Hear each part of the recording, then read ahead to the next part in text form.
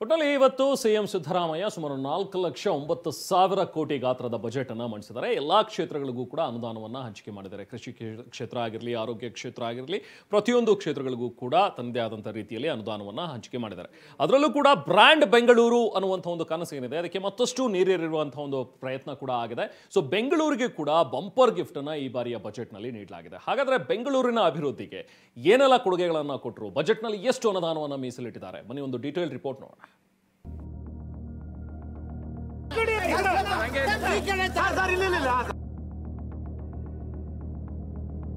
7 ಕೋಟಿ ಜನರ ಬದುಕಿನ ಭರವಸೆಯ ಗ್ಯಾರಂಟಿಗೋ ದುಡ್ಡು, ಅಭಿವೃದ್ಧಿಗೋ ಒತ್ತು, ಮೆಟ್ರೋಗೋ ಬಂಪರ್, ರಸ್ತೆಗಳ ಗುಂಡಿ ಮುಚ್ಚೋದಕ್ಕೂ ಕಾಸು, ಕೆರೆ ಹೂಳೆತ್ತೋದಕ್ಕೂ ಅನುದಾನ, ಹೊಸ ಹೊಸ ಯೋಜನೆಗಳ ಗುಣಗಾನ. ಎಸ್, ಬಹುನಿರೀಕ್ಷಿತ ಸಿಎಂ ಸಿದ್ದರಾಮಯ್ಯರ ದಾಖಲೆಯ 16ನೇ ಬಜೆಟ್ ಮಂಡನೆಯಾಗಿದೆ. ಸರ್ವರಿಗೂ ಸಮಪಾಲು ಎಂಬ ಸಂಕಲ್ಪದೊಂದಿಗೆ ಸಿಎಂ ಸಿದ್ದರಾಮಯ್ಯ ಅಳೆದೋಗಿ ಎಲ್ಲ ಕ್ಷೇತ್ರಕ್ಕೂ ತಮ್ಮ ಲೆಕ್ಕಪತ್ರದಲ್ಲಿ ಲೆಕ್ಕ ಹಾಕಿದ್ದಾರೆ. ಎಲ್ಲ ಸಮುದಾಯ, ಎಲ್ಲ ವರ್ಗದ ಜನರನ್ನ ಸಂತೃಪ್ತಿಗೊಳಿಸುವ ಪ್ರಯತ್ನ ಮಾಡಿದ್ದಾರೆ.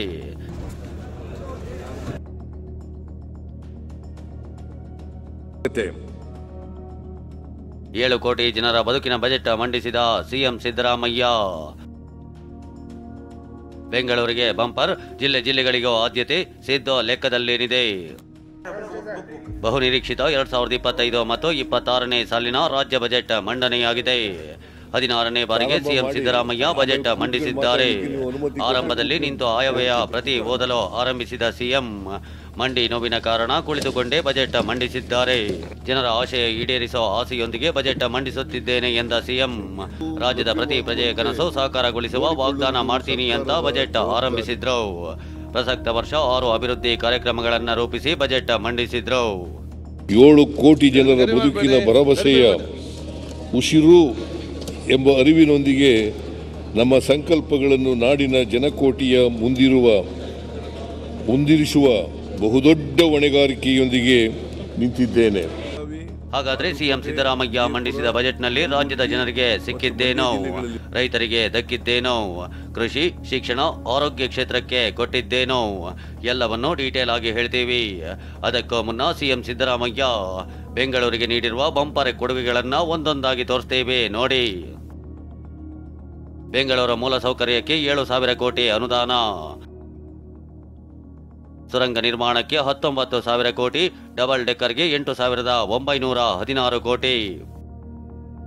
ಬೆಂಗಳೂರು ನಗರ ವಿವಿಗೆ ಡಾಕ್ಟರ್ ಮನಮೋಹನ್ ಸಿಂಗ್ ಹೆಸರು ನಾಮಕರಣ ಮಾಡೋದ್ರಿಂದ ಹಿಡಿದು ಸುರಂಗ ನಿರ್ಮಾಣದವರೆಗೂ ಸಿಎಂ ಸಿದ್ದರಾಮಯ್ಯ ಬೆಂಗಳೂರಿಗೆ ಬಂಪರ್ ಕೊಡುಗೆಗಳನ್ನ ಒದಗಿಸಿದ್ದಾರೆ. ಬೆಂಗಳೂರು ನಗರ ವಿಶ್ವವಿದ್ಯಾಲಯವನ್ನು ಡಾಕ್ಟರ್ ಮನಮೋಹನ್ ಸಿಂಗ್ ಬೆಂಗಳೂರು ನಗರ ವಿಶ್ವವಿದ್ಯಾಲಯ ಎಂದು ನಾಮಕರಣ ಮಾಡಲಾಗುವುದು. ಡಿಕೆ ಶಿವಕುಮಾರ್ ಕನಸಿನ ಗ್ರೇಟರ್ ಬೆಂಗಳೂರಿಗೆ ಸರ್ಕಾರ ಗ್ಯಾರಂಟಿ ಒದಗಿಸಿದೆ. ಅಂದ್ರೆ 40,000 ಕೋಟಿ ರೂಪಾಯಿ ವೆಚ್ಚದ ಸುರಂಗ ಮಾರ್ಗ ಘೋಷಣೆಯಾಗಿದ್ದು, ಇದಕ್ಕಾಗಿ 19,000 ಕೋಟಿ ರೂಪಾಯಿಯನ್ನ ಒದಗಿಸಲು ಸರ್ಕಾರ ಈ ಬಜೆಟ್ನಲ್ಲಿ ನಿರ್ಧರಿಸಿದೆ. ಪೆರಿಫೆರಲ್ ರಿಂಗ್ ರೋಡ್ ಯೋಜನೆಯನ್ನ ಬೆಂಗಳೂರು ಬಿಸಿನೆಸ್ ಕಾರಿಡಾರ್ ಅಂತ ಮರುನಾಮಕರಣ ಮಾಡಲಾಗಿದೆ. 73 ಕಿಲೋಮೀಟರ್ ರಸ್ತೆಯನ್ನ 27,000 ಕೋಟಿ ರೂಪಾಯಿ ವೆಚ್ಚದಲ್ಲಿ ನಿರ್ಮಾಣ ಮಾಡೋ ಗುರಿ ಹೊಂದಲಾಗಿದೆ. ಹಾಗೆಯೇ ಬೆಂಗಳೂರಿನಲ್ಲಿ ಸಿಗ್ನಲ್ ಫ್ರೀ ರಸ್ತೆ ನಿರ್ಮಾಣಕ್ಕೆ ಹಲವು ಯೋಜನೆ ಸೇರಿದಂತೆ ಹೆಚ್ಚುವರಿ ರಸ್ತೆ ನಿರ್ಮಾಣಕ್ಕೆ 3,000 ಕೋಟಿ ರೂಪಾಯಿ ಮೀಸಲಿಡಲು ನಿರ್ಧರಿಸಲಾಗಿದೆ. ಹಾಗೆಯೇ ಬಿಬಿಎಂಪಿ ವ್ಯಾಪ್ತಿಯಲ್ಲಿ 460 ಕಿಲೋಮೀಟರ್ ಆರ್ಟಿರಿಯಲ್ ರಸ್ತೆಗಾಗಿ 660 ಕೋಟಿ ರೂಪಾಯಿ ವೆಚ್ಚದಲ್ಲಿ ಅಭಿವೃದ್ಧಿ ಗುರಿ ಹೊಂದಲಾಗಿದೆ. ಇನ್ನು 120 ಕಿಲೋಮೀಟರ್ ಉದ್ದದ ಫ್ಲೈಓವರ್, ಗ್ರೇಡ್ ಸಪರೇಟರ್ ರಸ್ತೆ, ರಾಜಕಾಲುವೆಯ ಬಂಪರ್ ಝೋನ್ ಬಳಸಿಕೊಂಡು 3,000 ಕೋಟಿ ರೂಪಾಯಿ ವೆಚ್ಚದಲ್ಲಿ 300 ಕಿಲೋಮೀಟರ್ ರಸ್ತೆ ನಿರ್ಮಾಣ ಮಾಡುವುದಾಗಿ ಬಜೆಟ್ನಲ್ಲಿ ಘೋಷಿಸಲಾಗಿದೆ. ಬಿಬಿಎಂಪಿಗೆ ಅಂದಾಜು ಮೊತ್ತ 40,000 ಕೋಟಿ ರು ವೆಚ್ಚದಲ್ಲಿ ಉತ್ತರ, ದಕ್ಷಿಣ ಮತ್ತು ಪೂರ್ವ ಪಶ್ಚಿಮ ಸುರಂಗ ಮಾರ್ಗದ ಕಾರಿಡಾರ್ಗಳನ್ನು ಟನೆಲ್ ಕೈಗೊಳ್ಳಲು ಅನುಕೂಲವಾಗುವಂತೆ 19,000 ಕೋಟಿ ಗ್ಯಾರಂಟಿ ಸರ್ಕಾರದಿಂದ ಒದಗಿಸಲಾಗಿದೆ.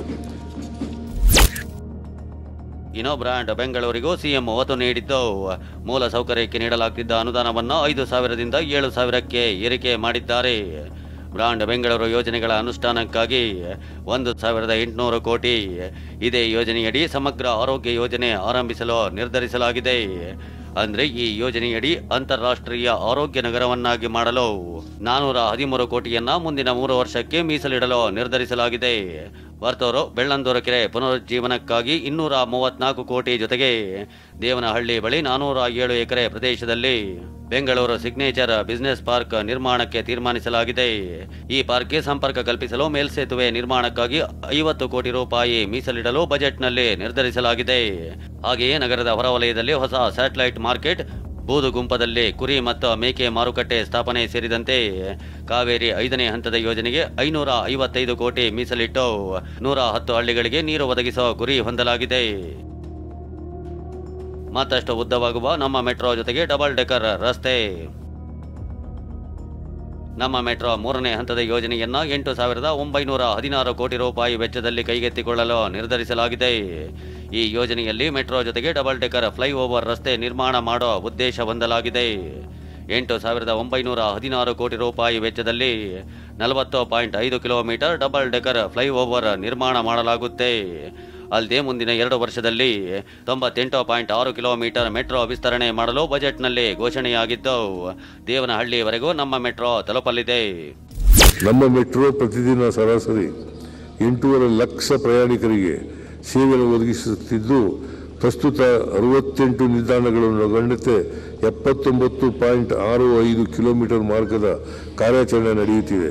ಮುಂದಿನ 2 ವರ್ಷಗಳಲ್ಲಿ ಒಟ್ಟಾರೆ 98.60 ಕಿಲೋಮೀಟರ್ ಹೆಚ್ಚುವರಿ ಮಾರ್ಗಗಳ ಕಾರ್ಯಾಚರಣೆ ಜಾಲವನ್ನು ಅಭಿವೃದ್ಧಿಪಡಿಸುವ ಗುರಿಯನ್ನು ಹೊಂದಲಾಗಿದೆ.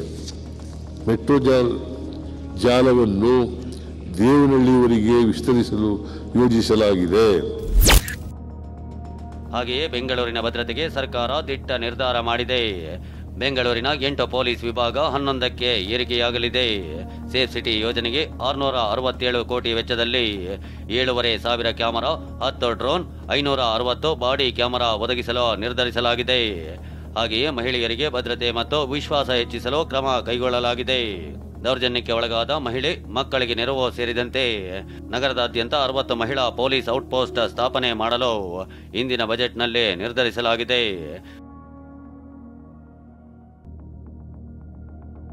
ಸರ್ಕಾರದ ಬೊಕ್ಕಸ ತುಂಬಿಸುವ ಬೆಂಗಳೂರಿಗೆ ಉದ್ಯಮಿಗಳನ್ನು ಸೆಳೆಯಲು ಹೂಡಿಕೆ ಹೆಚ್ಚಿಸಲು ಸರ್ಕಾರ ದಿಟ್ಟ ಹೆಜ್ಜೆ ಇಟ್ಟಿದೆ. ಬಿಸಿನೆಸ್ ಕಾರಿಡಾರ್ ಮಾಡಲು ಸರ್ಕಾರ ನಿರ್ಧರಿಸಿದ್ದು, ದುಡಿಯೋ ಬೆಂಗಳೂರಿನ ಮೇಲೆ ಬಂಡವಾಳ ಹೂಡಿಕೆ ಮಾಡಿದೆ. Bureau report, TV9.